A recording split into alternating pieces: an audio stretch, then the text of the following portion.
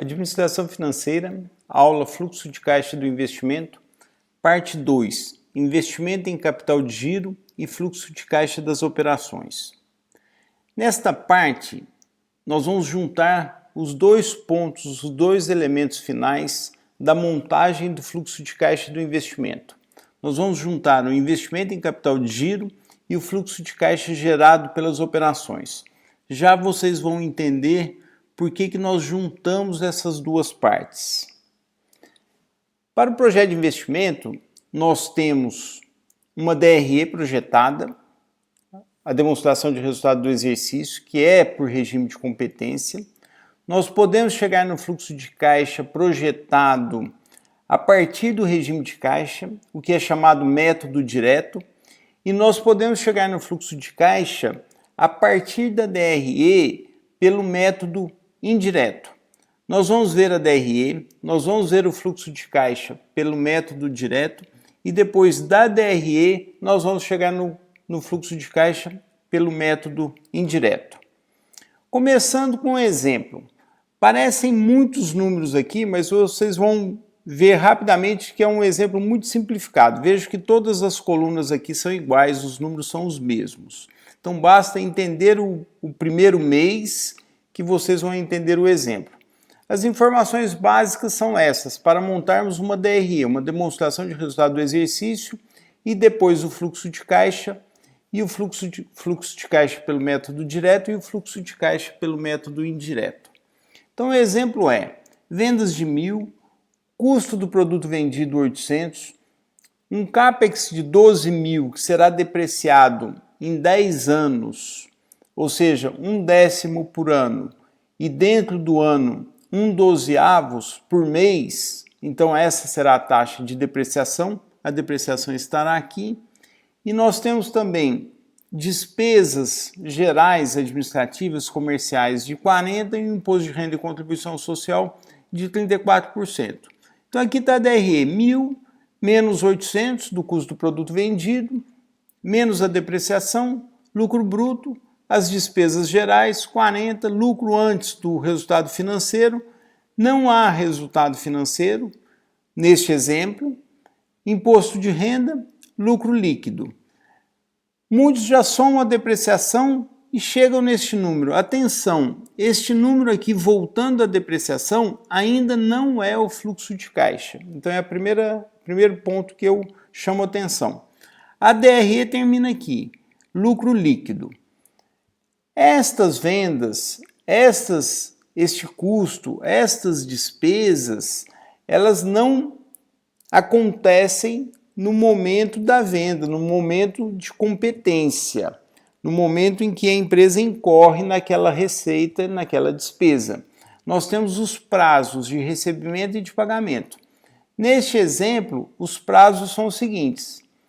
As vendas, nos primeiros 4 meses de vendas, ou seja, esses primeiros 4 aqui, a empresa recebe com 3 meses de prazo. Depois ela consegue renegociar este prazo e passa a receber com 2 meses. Vocês vão entender por que eu fiz a mudança, apenas para que tenha variação no investimento em giro, no capital de giro da empresa. O prazo de pagamento, nos primeiros 2 meses, o pagamento se dá com 2 meses e depois, daqui para frente, com 1 mês de prazo. As despesas são pagas no mês seguinte e o imposto de renda e contribuição social são recolhidos no mês seguinte. Então nós temos aqui a DRE e nós vamos montar, a partir destes prazos, nós vamos montar na próxima tela o fluxo de caixa pelo método direto. Aqui está o fluxo de caixa pelo método direto.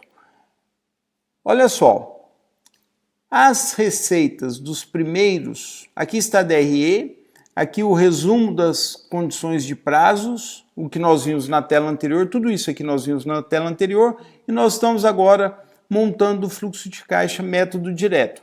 Então veja o seguinte, essa venda do primeiro mês é recebida no mês 4, a do segundo no mês 5 e até a venda do mês 4, que é recebido aqui no mês 7. Quando a empresa entra no mês 5, ela passa a receber, segundo condições, com 2 meses de prazo. Então, a venda do mês 5 é recebida aqui no mês 7 e assim sucessivamente.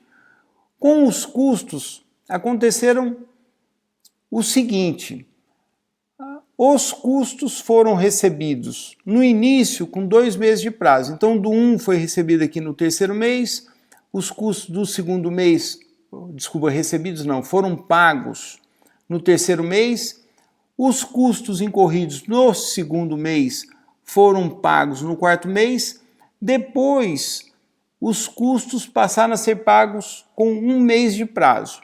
Então, os custos do terceiro mês foram pagos no quarto e assim sucessivamente.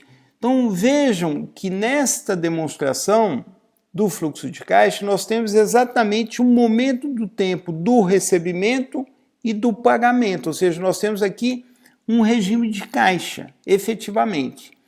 As despesas gerais e administrativas pagas durante todo o período com 1 mês de prazo, e o imposto de renda e contribuição social também recolhidos com 1 mês de prazo. Então vejo que aqui nós chegamos no fluxo de caixa desta empresa, o fluxo de caixa das operações. Este fluxo de caixa das operações é exatamente o que nós temos que montar para avaliar um projeto de investimento, que é o mesmo fluxo de caixa que as empresas montam para demonstrar o seu movimento do ponto de vista de caixa. Nas demonstrações financeiras anuais, vocês vão encontrar geralmente a expressão caixa gerado pelas atividades operacionais, que é exatamente o fluxo de caixa das operações que nós estamos procurando para quê? Para avaliar um projeto de investimento. Agora nós vamos partir para o fluxo de caixa pelo método indireto, que é o mais usual. Para analisar o fluxo de caixa pelo método indireto, nós temos que olhar algumas contas no balanço patrimonial da empresa. Então, neste exemplo simplificado, nós temos que olhar 3 contas. Nós temos que olhar contas a receber, os fornecedores, que são os fornecedores do que a empresa está incorrendo, que apareceu na linha ali, custo do produto vendido, o que ela está comprando de matéria-prima para processar e com isso chegar no seu produto final e vender. Então nós temos a conta fornecedor e nós temos as contas a pagar, que no exemplo são aquelas despesas gerais, administrativas, comerciais e o imposto de renda e contribuição social. Então nós temos aqui, eles poderiam estar impostos a pagar, mas para simplificar, nós colocamos tudo que está ali na DRE em 3 contas no balanço patrimonial. Contas a receber, fornecedores e contas a pagar. Qualquer uma dessas contas tem saldo inicial, o que entra, o que sai e saldo final. É a base, é o básico de uma conta no balanço patrimonial. Você tem o saldo inicial, nesse caso aqui, para exemplificar com contas a receber, o saldo inicial, mais as vendas, menos o que vendeu, saldo final. Se vocês pegarem os prazos, vocês vão enxergar essa movimentação. Sempre o saldo final que vira saldo inicial, mais o que vendeu, menos o que recebeu. E vocês vão conseguindo enxergar isto aqui no contas a receber, nos fornecedores e no contas a pagar. Peguem lá a DRE os prazos que vocês enxergam esta movimentação. Há um resumo disto aqui que nós chamamos de necessidade de investimento em giro. Nós temos as contas do ativo, que nesse caso nós temos apenas contas a receber. Geralmente as empresas têm estoque, mas neste exemplo simplificado eu coloquei apenas contas a receber. E nós temos as contas passivas. No exemplo, nós temos fornecedores e contas a pagar. Então, nós temos do lado esquerdo isto e do lado direito, no passivo, nós temos essas 2 contas. O que está no ativo menos o que está no passivo, ou seja, é a necessidade que a empresa tem de investir em giro. Por quê? Porque o que está no ativo é o investimento e o que está no passivo é o financiamento. Este investimento menos esse financiamento me dá um saldo que é o que a empresa tem que investir em giro, que ela tem que os fornecedores, que a operação dela não está naturalmente financiando. Então, é preciso trazer capital para financiar isso. Há uma necessidade de investimento em giro, que se dá por esta equação aqui, ó, contas a receber mais estoque menos fornecedores menos contas a pagar. E neste exemplo, nós temos aqui esta necessidade de investimento em giro. Está dado nessa linha aqui. A variação da necessidade de investimento em giro é efetivamente o que está acontecendo no caixa. Então veja o seguinte, havia na data 0 uma necessidade de 0, na data 1 uma necessidade de 139,60. Essa variação aqui é exatamente o que saiu do caixa. Depois subiu para 339,60, ou seja, houve mais uma saída de caixa para o giro de 200, depois 1.000, depois 800. Aqui, quando a empresa consegue reduzir, o seu prazo de recebimento de vendas, olha o que aconteceu aqui. O dinheiro volta para o caixa. Então, há uma volta aqui, o sinal negativo. Então, o sinal positivo aqui é uma saída do caixa, está saindo do caixa e está sendo investido em giro, e quando é negativo, está saindo do giro e voltando para o caixa. Bom, nós vamos pegar essas duas linhas aqui, que resume toda esta movimentação no balanço patrimonial, nós vamos pegar essas duas linhas e levar para a próxima tela. Aqui estão aquelas duas linhas. Se nós pegarmos aquela DRE, que é feita por competência, o finalzinho dela, o lucro líquido mais a depreciação. Nós tínhamos chamado de fluxo de caixa, eu tinha observado lá que isso aqui ainda não é o fluxo de caixa. E se eu colocar aqui a variação da necessidade de investimento em giro, eu chego efetivamente no fluxo de caixa das operações. Então veja o seguinte, nesta data 1, tinha um fluxo inicial de 139, só que foi investido em giro 139, zero. Aqui, 139 foi investido em giro 200, então aqui tem um fluxo de caixa das operações negativo, aqui menos 860, menos 660, aqui ele se torna positivo, aqui tem aquele retorno de 1.000 e depois ele se estabiliza. Esse aqui é o caixa gerado pelas atividades operacionais. Vejam que este caixa gerado pelas atividades operacionais é o mesmo que nós chegamos pelo método direto. Então, olha só, o fluxo de caixa pelo método indireto, a partir do lucro líquido, da depreciação e da variação da necessidade de investimento em giro, é o mesmo obtido pelo método direto, que nós observamos exatamente quando a empresa recebe, quando a empresa paga o que tem que ser pago. Então, vejam só, este DRE mais algumas variações patrimoniais dá o fluxo de caixa das operações e o método direto dá o fluxo de caixa das operações. Aqui está por que eu juntei as duas linhas dessa montagem do fluxo de caixa. Um investimento em capital de giro e o fluxo de caixa gerado pelas operações, porque eles estão ali ligados. E nós temos aqui um simples resumo, olha só. Pelo método direto, o fluxo de caixa já incorpora o investimento em capital de giro. Pelo método indireto, que é o mais utilizado, porque ele parte de uma DRE e de um balanço patrimonial, as duas demonstrações mais usuais, o fluxo de caixa é obtido a partir do lucro da DRE, como nós vimos, mais a depreciação, menos a variação nas contas de giro do balanço patrimonial. Então, para montar o fluxo de caixa das operações, nós temos dois caminhos. O mais usual é este. Vocês podem olhar os analistas que montam os valuations, as avaliações das empresas, usam este método aqui. Por quê? Porque este método, ele parte dessas duas demonstrações que são as mais usuais, a DRE e o balanço patrimonial. Peguem o que os analistas fazem em avaliação e vocês vão enxergar isso. Onde que vocês vão enxergar também o método indireto? Na demonstração de fluxo de caixa que as empresas publicam anualmente. É frequente, nós só encontramos, não sei se alguma empresa, deve ter empresa que publica pelo método direto, mas nós encontramos frequentemente as empresas que publicam a demonstração de fluxo de caixa pelo método indireto.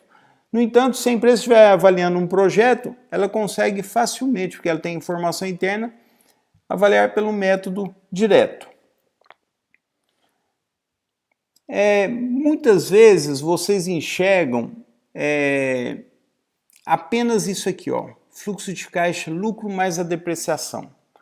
Isso acontece quando a empresa está numa fase sem crescimento, que o capital de giro está estabilizado, não tem mais as movimentações, não tem investimentos adicionais em capital de giro, vocês vão enxergar isso aqui. Então, quando tem um fluxo deste jeito, vocês vão enxergar apenas o lucro líquido ou o lucro, a medida de lucro adotada. Já eu vou comentar qual é a medida de lucro que deve ser adotada. Vocês vão enxergar isso.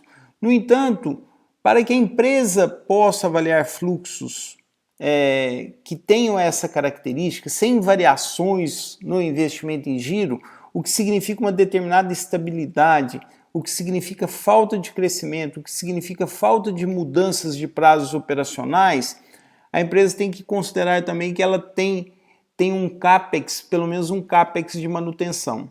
Em aulas posteriores, eu vou mencionar isso.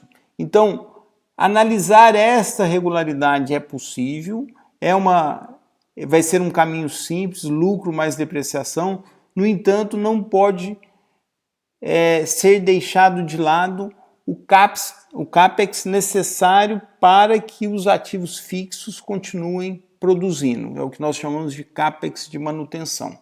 Isso em aulas posteriores, em exercícios posteriores, nós vamos destacar. Aqui um detalhe que eu preciso destacar. Aqui está a DRE que nós utilizamos. Vejam que nesta DRE não há despesa financeira, não há resultado financeiro. Geralmente vocês vão montar esta DRE aqui, com o resultado, com receita financeira e despesa financeira, que eu deixei em branco para mostrar qual é a nossa DRE. Essa nossa DRE, nela faltam estas duas linhas. Nós partimos do lucro líquido, pois por conta dessa inexistência de despesa financeira. Por que nós fizemos isso? Para que vocês possam enxergar o método indireto exatamente a forma que ele é montado nas empresas que publicam o seu resultado anualmente, na demonstração de fluxo de caixa. Se nós tivéssemos uma DRE com resultado financeiro, nós não poderíamos ter partido do lucro líquido como nós fizemos. Nós deveríamos partir de uma medida de lucro antes das despesas financeiras. Uma medida que representa o que o investimento gera, independentemente da forma como ele é financiado. Então veja só, se nós tivéssemos resultado financeiro, se nós tivéssemos despesa financeira, nós não poderíamos ter feito, para avaliar um projeto de investimento, nós não poderíamos ter partido do lucro líquido.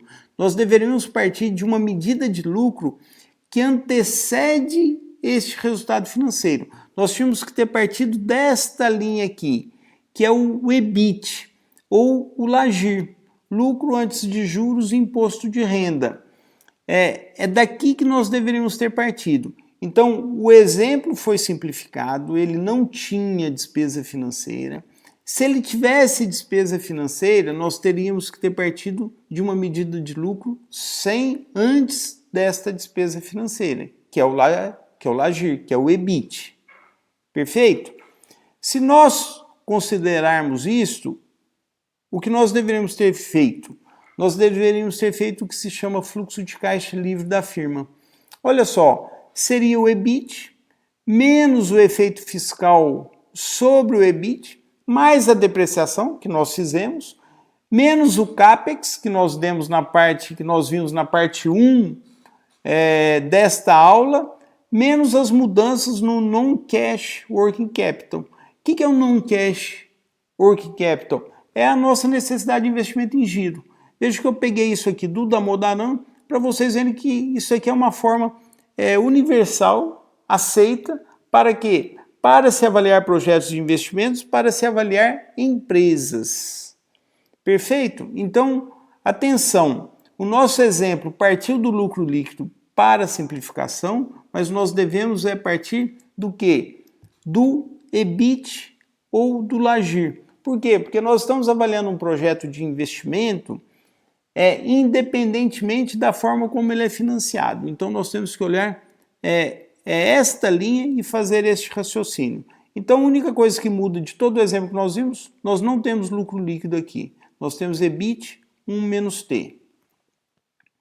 Falando em EBIT, ou LAGIR, ou EBITDA, ou LAGIDA, há uma instrução da CVM, a 527, que regulamenta isso para a publicação das empresas.